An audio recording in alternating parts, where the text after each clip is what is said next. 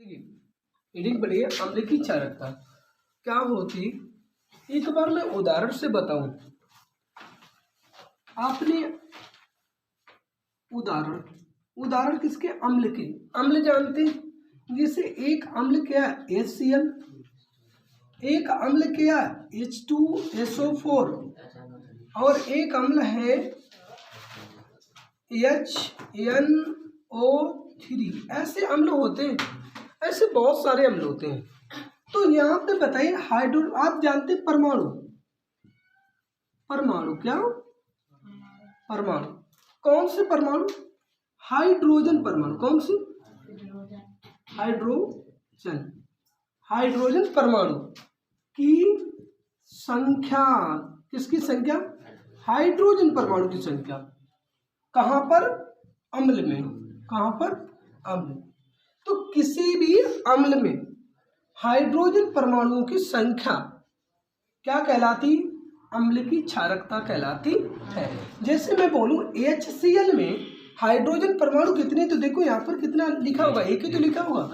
तो HCl में hydrogen परमाणुओं की संख्या कितनी है? एक। इसलिए इसकी क्षारकता क्या हो गई? क्षारकता क्या हो गई? एक। यहाँ पर हाइड्रोजन परमाणु की संख्या कितनी है? दो। तो क्षारकता क्या हो गई? दो। लेकिन ध्यान रखना, ये कौन से हाइड्रोजन होते हैं? विस्थापनीय हाइड्रोजन। कौन से? विस्थापनीय हाइड्रोजन। मतलब ये क्या होता है? विस्थापनीय का मतलब जब हम, जैसे देखिए Na+ H2SO4 लिखते हैं, ये विक्रिया करवाते धातु की अम्ल से क्रिया। तो विस्थापनीय का मतलब जो इससे हट जाए हाइड्रोजन, तो वो कितने हाइड्रोजन हटे? यही तो हटते हैं। तो इसीलिए इन्हीं हाइड्रोजन की संख्या को क्या कहते हैं? अम्ल की क्षारकता कहते हैं। इसमें बताओ अम्ल की क्षारकता कितनी होगी? आप कहेंगे केवल ये वाला H हटता है, तो कितनी क्षारकता हो गई? एक। अगर मैं इसी तरह एक उदाहरण आपको दूं कि CH3COOH, इसमें बताइए क्षारकता क्या होगी? कर दिए ना गलत। इसमें बेटा अभी मैंने तुम्हें बताया था, जब ये अलग होता है तो ये वाला केवल अलग होता है, एक तो अलग होता है, तो इसकी क्षारकता क्या हो गई? एक। क्या समझ में आ रहा है कि नहीं आ रहा है? बताओ।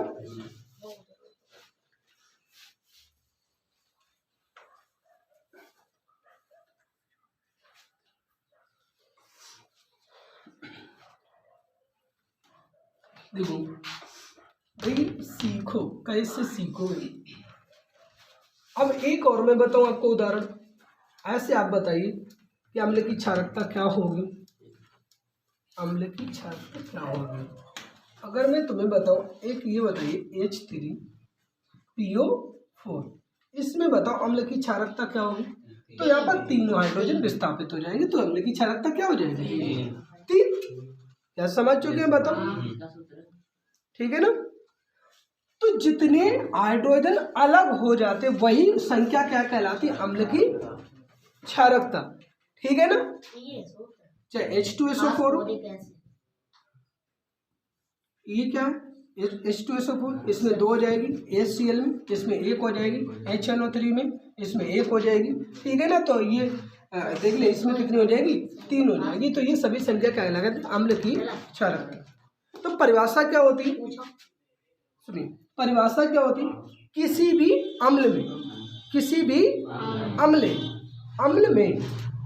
अम्ल में विस्थापनी, कौन से? विस्थापनी हाइड्रोजन। कौन से? विस्थापनी हाइड्रोजन के ऐसे लिखा, हाइड्रोजन के परमाणुओं की संख्या को अम्ल की क्षारकता कहते हैं। तो किसी भी अम्ल में जितने हाइड्रोजन होते हैं उसमें वो हाइड्रोजन जो विस्थापित हो जाते हैं, अर्थात जो टूट के आयन बनाते हैं। ठीक है ना? या आप ऐसे भी कह सकते हैं। अब बताऊं मैं दूसरी परिभाषा। किसी भी अम्ल में, किसी भी एसिड में हाइड्रोजन, ध्यान से सुन लेना, हाइड्रोजन आयन की संख्या क्या कहलाती है?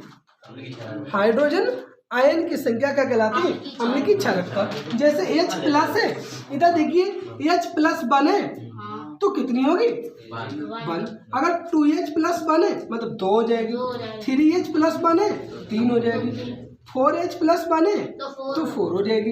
लेकिन ध्यान रखना यहाँ पर 1 ही रहेगा क्योंकि हाइड्रोजन परावेश कितना होता है 1। तो ये हाइड्रोजन परमाणुओं की संख्या होती है, किसकी संख्या होती है हाइड्रोजन परमाणु की। हाइड्रोजन के कितने परमाणु है, ठीक है ना, तो समझ गए। तो किसी भी अम्ल में हाइड्रोजन परमाणुओं की संख्या क्या कहलाती है, अम्ल की क्षारकता कहलाती है। देखो एक मैं लिख दूं सल्फ्यूरिक, यहाँ से लिखना शुरू कर। देखो नंबर 1 सल्फ्यूरिक अम्ल, सल्फ्यूरिक अम्ल महत्वपूर्ण अम्ल। कुछ अम्लों के नाम देख ले, सूत्र देखेंगे। सल्फ्यूरिक अम्ल, सल्फ्यूरिक अम्ल अगर कोई आपसे पूछे तो आप क्या बोलेंगे H2SO। नंबर 2 हाइड्रोक्लोरिक अम्ल, क्या हाइड्रोक्लोरिक, हाइड्रोक्लोरिक कह ले, हाइड्रोक्लोरिक अम्ल या एसिड कह ले, ठीक है ना। ये होता है हाइड्रोक्लोरिक HCl। नाइट्रिक अम्ल, नाइट्रिक अम्ल तो ये क्या होता है HNO3। एसिटिक अम्ल क्या कर दे, एसिटिक, एसिड कह ले, एसिटिक अम्ल कह ले तो ये CH3COOH। और जो फास्फोरिक अम्ल, फास्फोरिक अम्ल, फास्फोरिक अम्ल ये क्या होता है, तो H3PO4। कार्बोनिक अम्ल, कार्बोनिक अम्ल, कार्बोनिक अम्ल क्या होता है H2CO3। तो ये कुछ इंपॉर्टेंट अम्ल है। और कोई छूट रहे बताओ और लिखवा दो। H2SO4 और नाइट्रिक अम्ल, फॉस्फोरिक अम्ल, अरे K2SO4 बेटा अम्ल नहीं होता, कैसी बात करते हो वहाँ पर K2SO4 यार। इतना पढ़ाने के बाद तुम लोग ऐसे ना बदतमीजी करते हो कि तुमको जोर दे पकड़ के, यहाँ पर H कहीं दिख रहा है तो फिर ये अम्ल कैसे हो जाएगा। ये क्या है बताओ, अब तो मुझे यही बता दो ये क्या है, ये है क्या, ये लवड़ नहीं लग रहा है तुमको, क्या है पोटेशियम सल्फेट है तो लवड़ है, क्या है लवड़ है। तो ये इंपॉर्टेंट अम्ल है, इन अम्लों के बारे में लिख लो। वैसे तो बहुत सारे अम्ल होते हैं लेकिन मुख्य रूप से ये हम लोग पढ़ लेते हैं। चलिए लिखिए,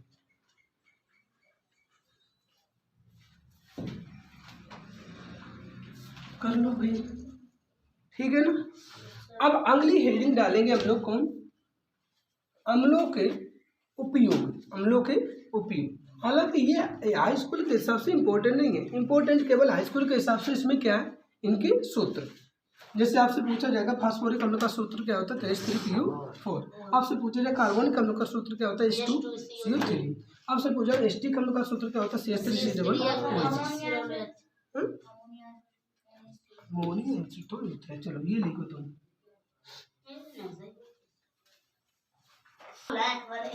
चलिए भाई हाँ देख लीजिए, ये हाइड्रोक्लोरिक बोला तो था, क्लोरिक, अरे ध्यान नहीं दिया भाई, हाइड्रोक्लोरिक तो ध्यान से लिख लिया करें सही करके, हाइड्रोक्लोरिक बोला तो था। चले हम लोग पढ़ने वाले हैं अम्लों के उपयोग। ये क्या HCl के उपयोग, HCl क्या होता है, तो हाइड्रोक्लोरिक अम्ल, हाइड्रोक्लोरिक अम्ल के उपयोग। अगर नंबर 1 की बात करूं, आप याद कैसे करेंगे, मेरी बात सुनिए ध्यान से, मेरी बात सुनिए ध्यान से। कैसे HCl, मैं तुम्हें याद करने का तरीका बता रहा हूं। HCl अगर बताओ ये HCl Na के साथ मिल जाता तो क्या बना देता है, NaCl बनाता है कि नहीं बनाता है। तो आप ये बताओ ये क्या है, नमक, अर्थात ये क्या है, क्लोराइड। ये है क्या, क्लोराइड। इसका नाम पढ़िए सोडियम क्लोराइड। तो विभिन्न प्रकार के,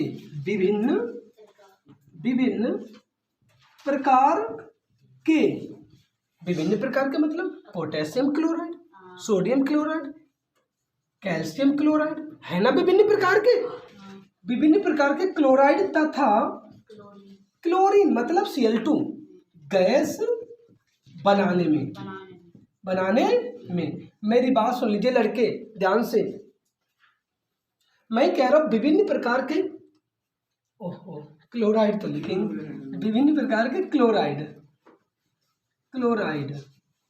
ठीक है ना, तथा यहाँ पे लिख लेना तथा क्लोरीन गैस बनाने में।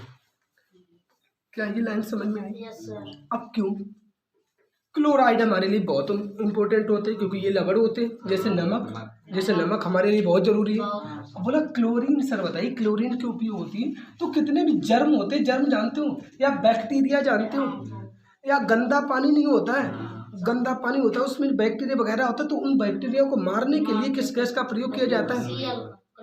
Chlorine gas. किसका? क्लोरीन गैस का। अर्थात कहा जाता है कि पानी को शुद्ध करने के लिए किस गैस का प्रयोग किया जाता है? क्लोरीन का। तो अब बताइए इस HCl से क्लोरीन गैस मिल सकती है? बिल्कुल मिल सकती है। और क्या मिलता है? क्लोराइड। तो क्या समझ गए? पहला उपयोग क्या समझ में आया कि विभिन्न प्रकार के क्लोराइड और क्लोरीन गैस बनाने में, ठीक है ना। नंबर 2 देखिए, इतनी चीज समझ में आई? बताओ तो आप क्या बताएंगे? बताओ। विभिन्न प्रकार के क्लोराइड तथा क्लोरीन गैस बनाने में। अच्छा मैं ये पूछूं क्लोराइड क्यों बनाए जाते थे? कहीं उनका उपयोग होता है, जैसे NaCl क्या होता है? नमक होता है, खाने के लिए प्रयोग किया जाता है, और क्लोरीन बैक्टीरिया जन्म मारने के लिए, ठीक है ना। अब आगे देखेंगे नंबर 2। आप ध्यान से सुनो मेरी बात को। आप लोहा जानते हैं? तो लोहे पर आपको कलई करना या पेंट करना है, कुछ भी चीज करना, उसको सफाई, तो लोहे पर सफाई, लोहे की अंदर से सफाई नहीं, लोहे की सतह, कौन सी? ऊपरी सतह। तो सतह का मतलब ऊपरी होता है, ऊपरी सतह ऊपर। तो लोहे की ऊपरी सतह को साफ करने के लिए, किसके लिए? साफ करने में, तो लोहे की ऊपरी सतह को साफ करने में, लोहे की ऊपरी सतह पर अगर इसको लगा देंगे तो लोहा साफ हो जाता है। क्या समझ में आ गया? दूसरा उपयोग। तीसरा उपयोग समझो, वस्त्र उद्योग जानते हैं? वस्त्र उद्योग में, किसमें? वो समझो, वस्त्र उद्योग में, रंगाई में, किसमें? कपड़ों की रंगाई।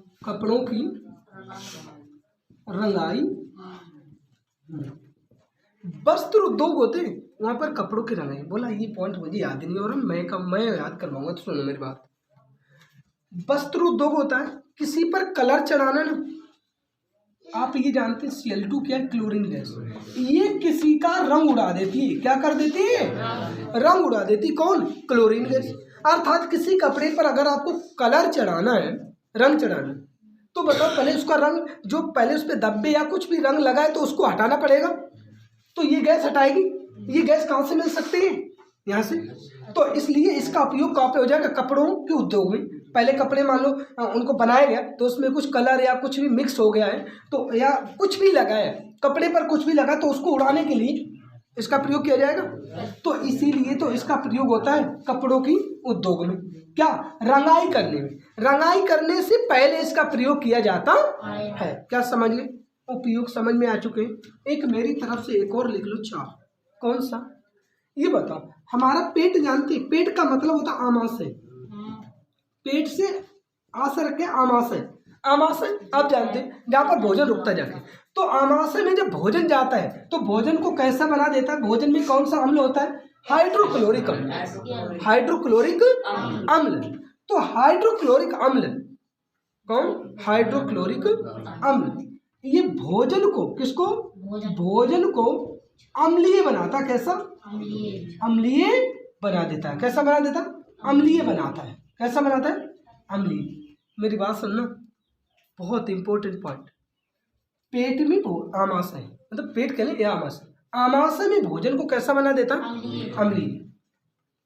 अब यहीं से मैं अगला पॉइंट अगर बताऊं, तो भोजन को अम्लीय तो बनाता है, और भोजन के साथ में जो बैक्टीरिया आते हैं, क्या आ जाते हैं? बैक्टीरिया या कुछ हानिकारक पदार्थ होते हैं, या कीटाणुओं को, ऐसे कहते हैं कीटाणु,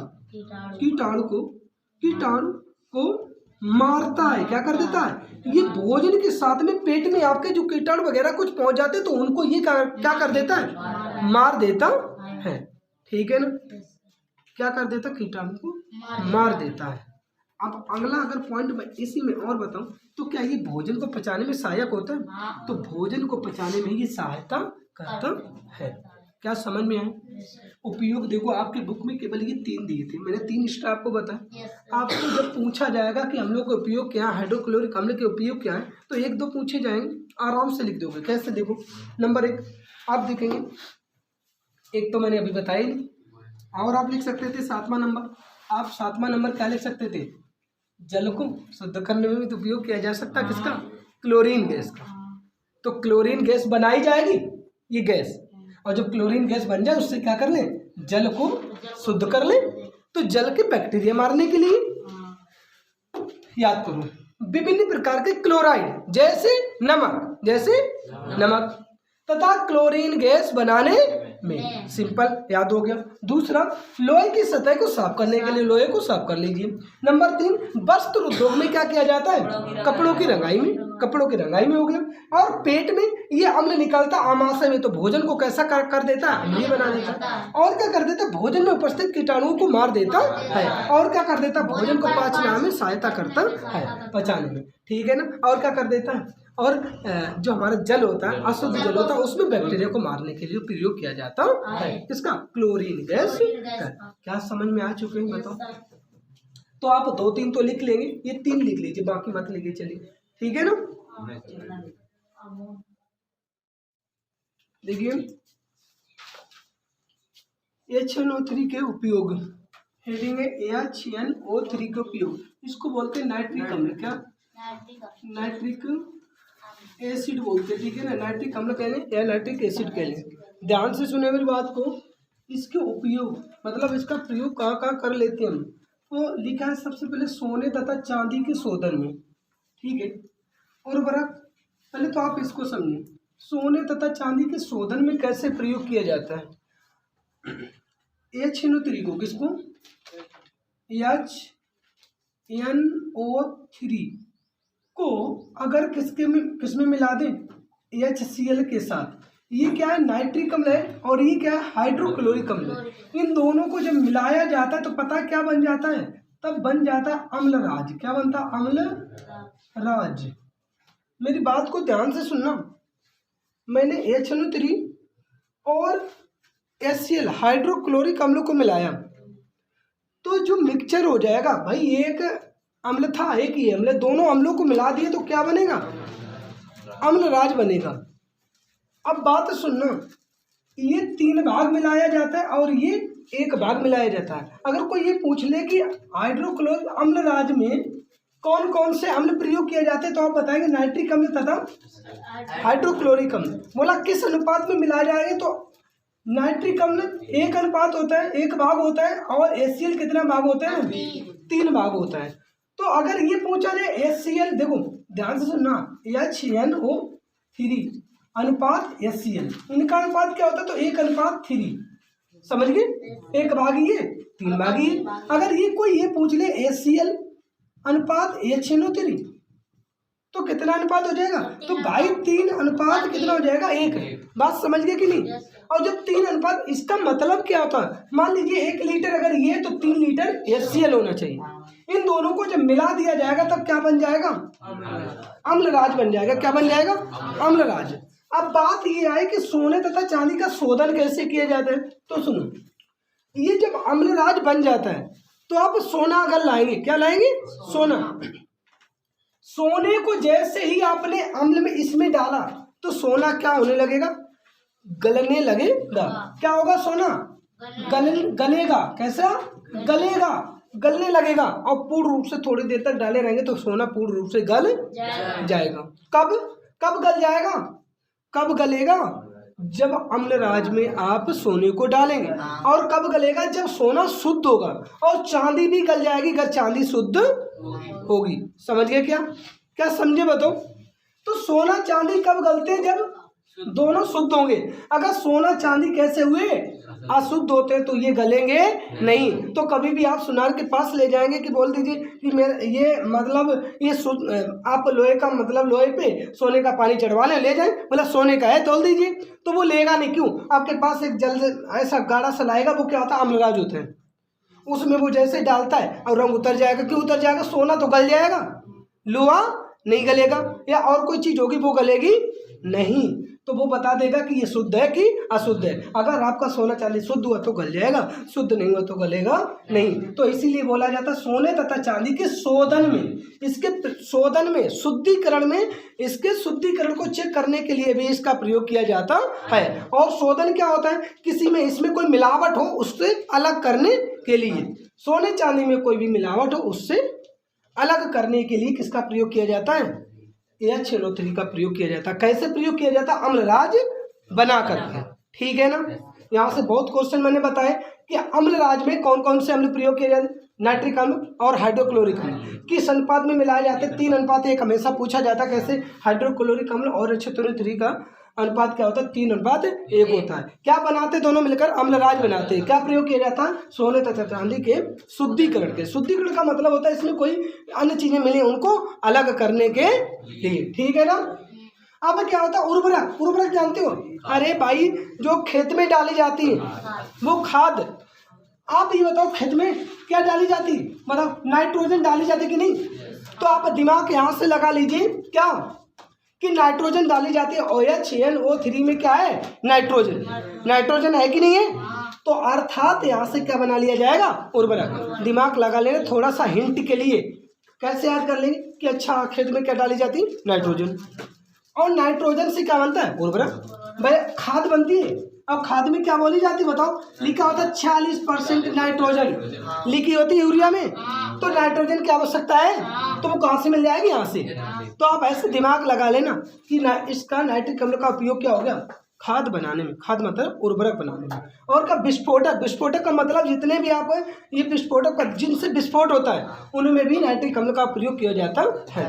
ठीक है ना? अगला क्या हो? विस्फोटक में मुख्य रूप से नाइट्रोजन बहुत उपयोग आती है तो नाइट्रिक अम्ल का प्रयोग कर लिया जाता है। रंग व औषधियाँ। औषधियाँ जानते हैं? अरे भाई, जो बीमारियों से लड़ती है वो सभी औषधियाँ। और रंग बनाने के लिए, औषधि बनाने के लिए भी इसका प्रयोग किया जाता है। क्या है? दोनों उपयोग समझ में आ गए। और क्या हो गए? HCl के साथ मिलाकर अम्लराज बनाने में, तो मैंने पहले ही बता दिया है। तो तीनों प्रयोग समझ में आ गए।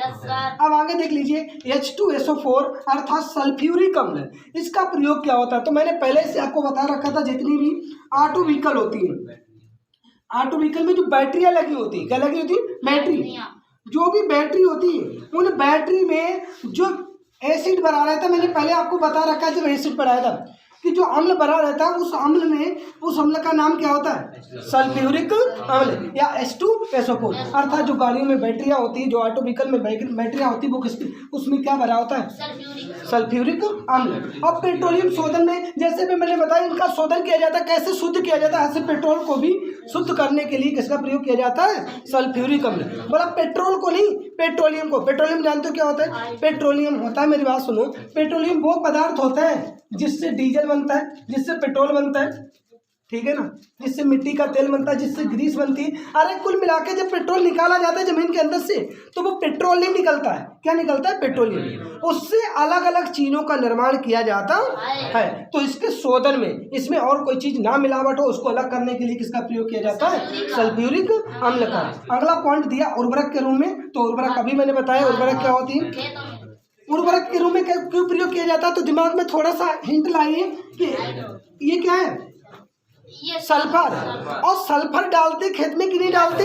तो आप अच्छे भली बात जानते, सल्फर खेत में डाला जाता है, अर्थात इसीलिए उर्वरक के रूप में प्रयोग किया जाता है। इसकी नाइट्रोजन की वजह से, इसे सल्फर की वजह से। मैं तुम्हें वो हिंट दे रहा हूँ जिससे आप इसको देखकर ही दिमाग में अंदाज लगा लेंगे और सही करके आएंगे नंबर पॉइंट। तो और इसके बाद प्लास्टिक और रेसे बनाने में, और क्या? वॉशिंग पाउडर बनाने में। वॉशिंग पाउडर जानते हो? कपड़े धोने का पाउडर, ठीक है ना? कपड़े धोने का जब पाउडर होता है, डिटर्जेंट होता है, उसको बनाने में इसका प्रयोग किया जाता है। तो क्या ये उपयोग समझ गए? ठीक है।